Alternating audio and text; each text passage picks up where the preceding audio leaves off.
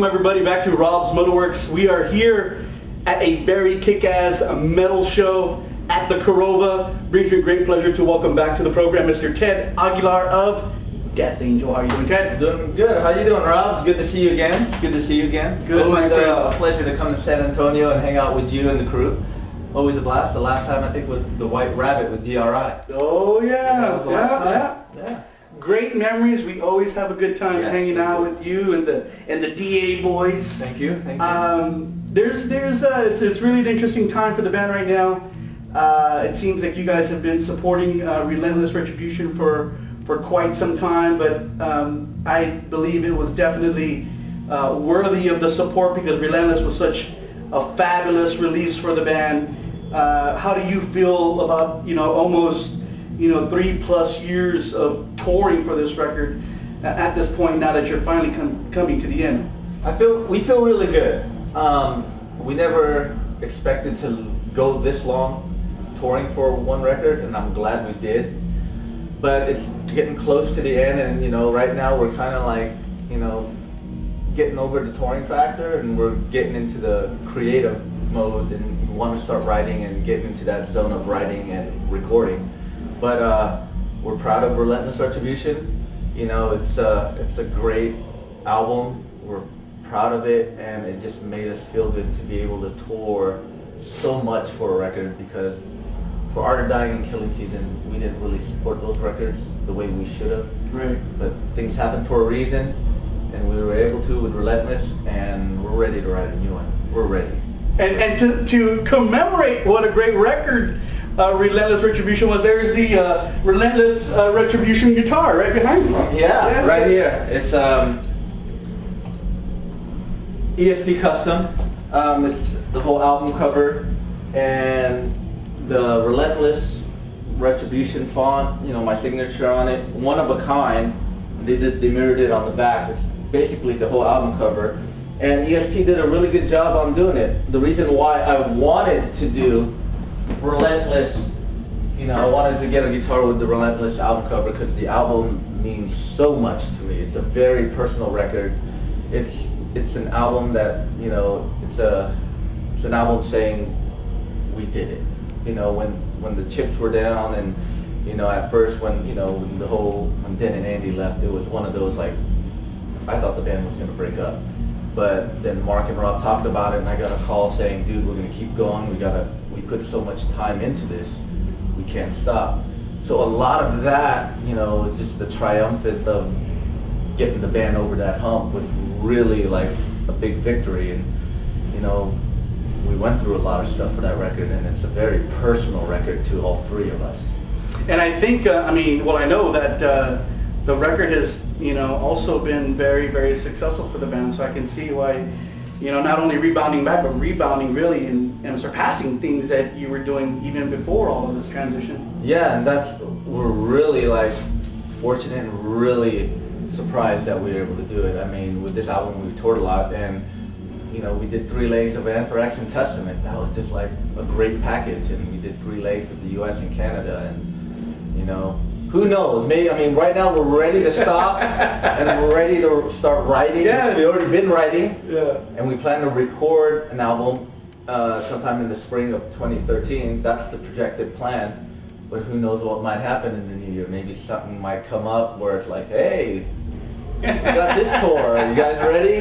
And we'll just take it from there. Sure. We'll take it from there. I'm glad you mentioned the Anthrax and Testament tours.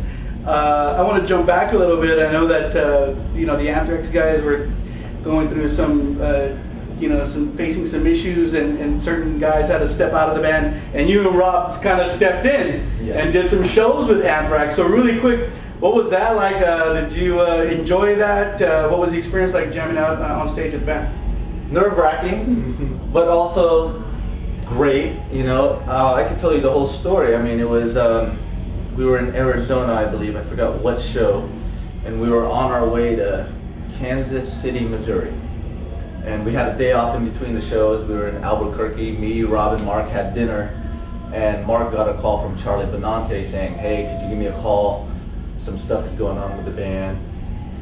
We just really need your help." And at first, Mark was, I'll tell you the truth, Mark was a bit scared. He thought something happened to Joey. Right. Where he goes, oh man, I think I might have to, it sounds like I might have to fill in, and Right. oh dude, that's gonna be a lot of work. And he got a hold of Charlie, and Charlie goes, you know, Scott can't make the next few gigs, he's got something going on, you know, we don't know what's going on, we just heard that he could make the shows. And he asked Mark, do your boys know any Anthrax songs? And me and Rob decided, well, you know what, we better learn a few things. So at the first show, me and Rob learned 2 songs each because they had Testament. Eric Peterson and Alex was learning some songs. So I learned Medusa, Got the Time, and Rob learned In the End and The Devil You Know. So the next day in Kansas City, Missouri, no sound check. Wow. We arrived late, our bus driver got lost to the show. We arrived right as Anthrax got done sound checking because we're supposed to go up and sound check with them. So we just backstage after our set learning these songs, and as soon as Anthrax comes on, you know, we're like, all right, go up. We're like, okay. And you know, it was fun. You know, we did it. They're bros of ours. You know, they asked us for a favor. We, you know, fuck yeah, why not? So we did the next few shows, played some songs, and the last show they said, hey man, could you add another song? And so I did Indians, and Rob did Madhouse. So it was good. And that's when Charlie left and they had Gene Hoglan. Right. And it was funny because right at Indianapolis, we arrived at the venue, and our tour manager wakes up, hey, at 10 in the morning, you gotta go to this rehearsal studio with Frankie, Rob, Joey, and Gene Hoglan. You gotta do the set. So we went in there, practiced all these Anthrax songs, and made it in time just to go to hit the stage for Death Angel. Then we did the show. It was great. It was great and nerve-wracking, but you know, it was cool to learn songs and go up there and jam with those guys because I'm a fan of Anthrax. I remember seeing Anthrax with Will in like 1989. It was Anthrax Halloween in Exodus. Wow. And having to be on stage, and it felt surreal. Wow. Felt surreal. That is crazy, and definitely a memory that you will carry with you forever. Yeah, totally. So as we talk about, you know, this transition for the band into writing mode, when are the last official dates for Relentless coming up? Tonight in San Antonio, and we have 4 more shows after this. We have El Paso, Tempe, Hollywood, and Santa Rosa, California, which is an hour north from San Francisco. And after that, we have Oakland and Sacramento within the Bay Area. And we're doing a private party for Kirk Hammett for his book release. He asked us to play for his book release. He has a book coming out called Too Much Horror Business. Yep. So we're doing that, and the last official show for the Relentless Retribution touring cycle, as of now, would be in Holland at the Distortion Festival, which is December 9th. We're playing with Meshuggah, Opeth, and Fear Factory. Sweet. So as you guys finish up these shows, now you'll go into writing mode. Has the writing already commenced? Do you have anything already to build the foundation from? Yes, we have about 6 or 7 songs. 6 to 8 songs. They're skeleton form, you know, just rough, in-your-face songs. I mean, no lyrics yet. Mark's writing lyrics as we speak. He has lyrics to 1 song, no song title yet, but they're much heavier than Relentless. Wow. I mean, it's in that direction because we're in that mode of writing heavy, and plus touring on Relentless made us play that way. I mean, we've toured with Creator and Exodus. We've toured with Anthrax Testament, that whole thrash thing, so it's making us write even heavier, and it's what's taking it even further is doing the ultraviolence in its entirety. Right. So having to play those songs making us go, whoa, dude, it's getting us into that thrashy mode. So the new songs are sounding really good, and it's crazy sounding. It's pretty intricate, but it's good. But intricate, thrashy, but you can hear a lot of DA in it. It's like DA on, I don't know, like Mark says, Relentless is DA on steroids, but this one's like if we overdose on steroids. Steroids and soy latte with a double shot. That's right, and a tall mocha. Yeah. So, do you know yet who will produce the new record? Jason Suecof. We decided to go back to Jason because we love the work he did on Relentless. And not only the sound and the songs came out good, it's just the vibe with Jason. We always kept in touch with him, and he's excited about working with us. He keeps telling us he misses us and he wants to make the record even better, and we just got this good vibe with him. And we just saw him in Orlando a few days ago. He came out to the show and he goes, we gotta do it, we're gonna do it. And we're going back to Jason. Cool. Well, for some of you fans out there who got the deluxe version of the Relentless Retribution CD, there was a DVD in there that kind of documented all your work that you did with Jason on Relentless, and it does look like you guys are having a great time. And you know, we all know that Jason's a very talented musician too, so I'm sure that, you know, his collaborating with in some areas and talking the band through some areas really kind of helped as well. It did. I mean, Jason wasn't, you know, yeah, he produced modern bands like Devil Driver, you know, August Burns Red, but he gave us the production sound, you know, like of today, but he never told us to change our writing style. He kept us DA, but he just said, let's make it sound fierce, more fierce than any of our records. And that's what we wanted, and that's what he gave us. And, you know, he really has a good ear with guitar melodies, and saying, Rob, why don't you try this? And he brought, you know, new things like we never thought we could do that with. Okay, those are weird notes, but it works. Mm-hmm. And with Mark, he brought out the anger in Mark. You know, Mark's a happy guy. Yeah. But when he read the lyrics and saw how Mark was singing, he goes, no man, be more aggressive, but be yourself. So he brought the best out of all of us. Cool. Angry in a positive way. And tonight here in San Antonio, you mentioned a little while ago that you will be performing the Ultra Violence release, the first official Death Angel release in its entirety. 25-year anniversary of the record. So, I mean, I know that you were a fan of DA from the very, very beginning. What does that release mean to you? What do you think about when you think about the Ultra Violence? Ultra Violence is a great record and still is a great record. It's a very important record in the thrash movement. Alongside Master of Puppets, Bonded by Blood, it was a record that helped pioneer the thrash scene. I mean, it's incredible, you know, incredible songwriting, simple but yet in your face, and you couldn't believe how young these guys were. Right. I mean, at the time, I mean, nowadays you got all these bands who are young. Right. You know, like 18 years old, Prodigy, but then it was unheard of to see a record, you know, look back at the record. One, for me, all Filipino. Right. I was eye-catching. And two, wow, they're really young, and when you hear it, you go, they wrote that? That's insane. And today, it still holds up to this day. And, you know, songwriting still holds up to this day. It's better, songs are better than a lot of what bands are writing. It was really original. It's really thrashy, but yet had a lot of melody and catchy hooks that you could remember. And they were doing things in a thrash album with an acoustic intro, IPFS. It's great.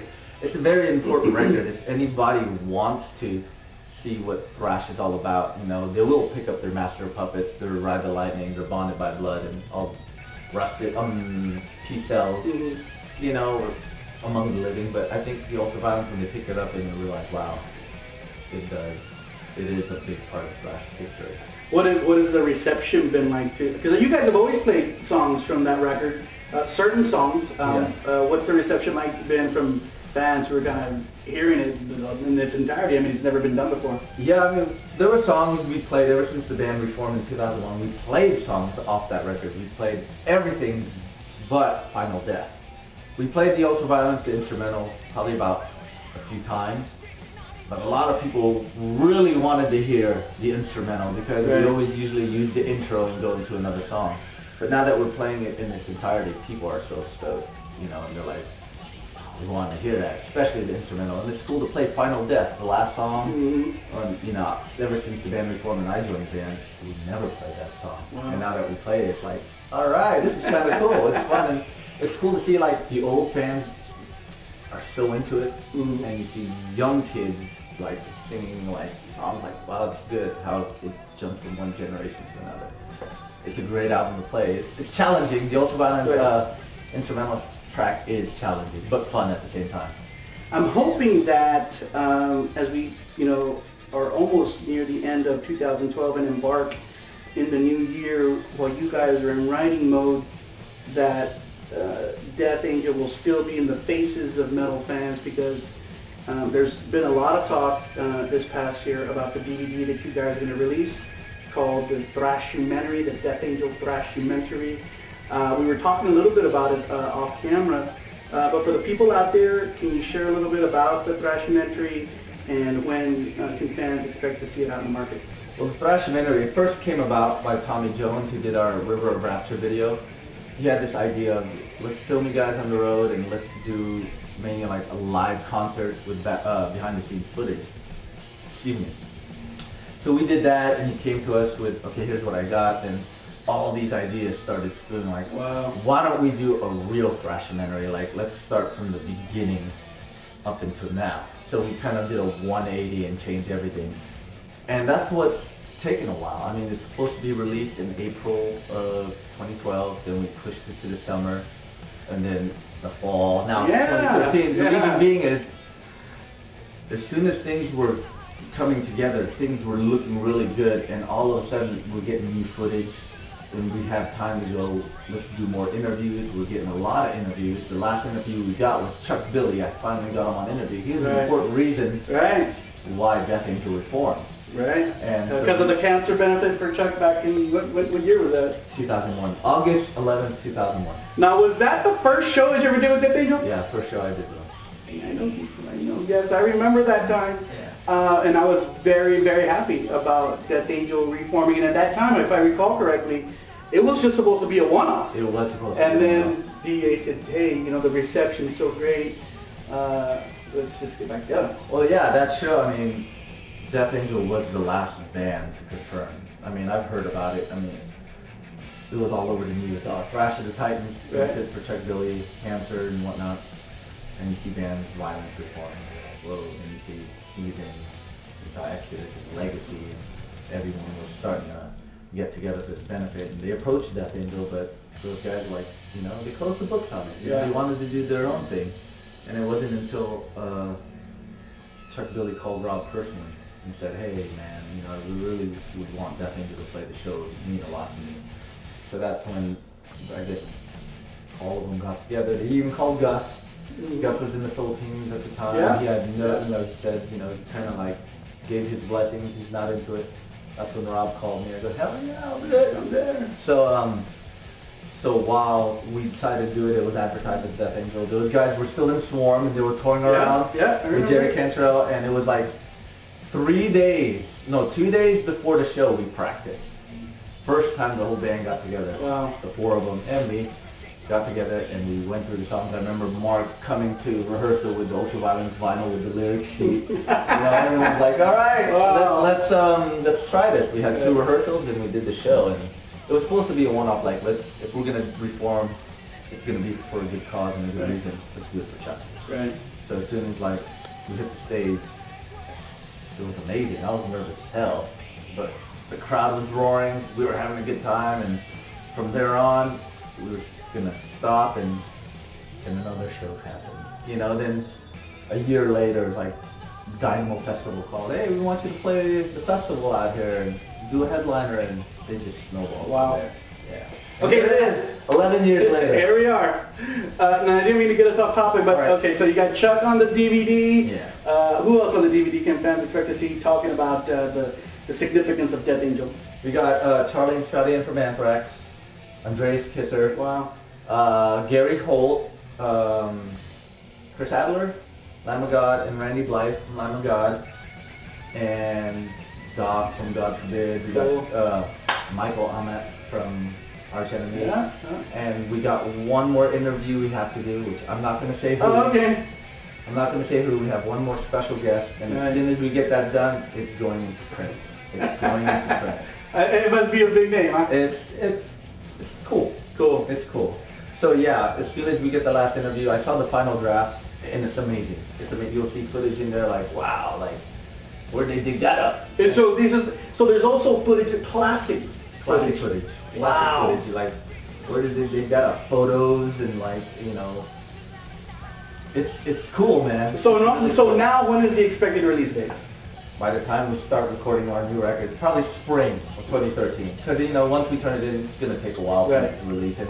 It's something good to have right when we're writing. It gives fans like, all right, a DVD's out, and it gives time for us to write and still keep in the public eye what's going on. But Sweet. it's I think everyone's gonna be really proud. It's gonna be a documentary what everyone's gonna be stoked about. Sweet. Well, Ted, we've covered a lot of ground tonight. Did I miss anything? Anything else you want to share with the fans around the world who will see this interview?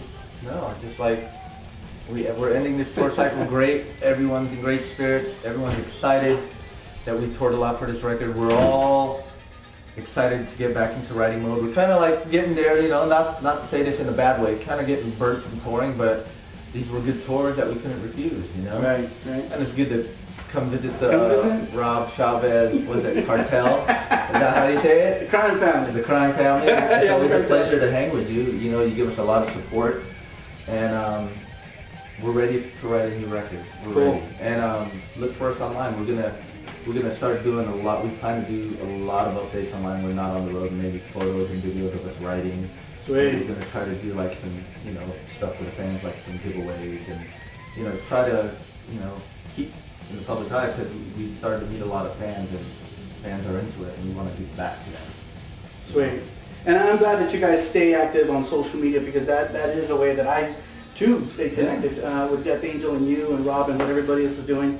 Remember, everyone out there, the latest CD is called Relentless Retribution. I know most of you out there already have it, but if you don't, go out and look for it. The new one is in the works. It should be hitting the streets hopefully maybe next summer, but till then, keep your eyes open for the Thrashumentary from Death Angel. Spring of 2013. And I want to thank you for giving Mr. Tremonti a copy of Relentless Retribution. Mark Tremonti, good friend as well. His new CD is really good. You like it, huh? It's good stuff, man. He is from the metal family, and he's definitely jamming out to Relentless Retribution somewhere out there across the country.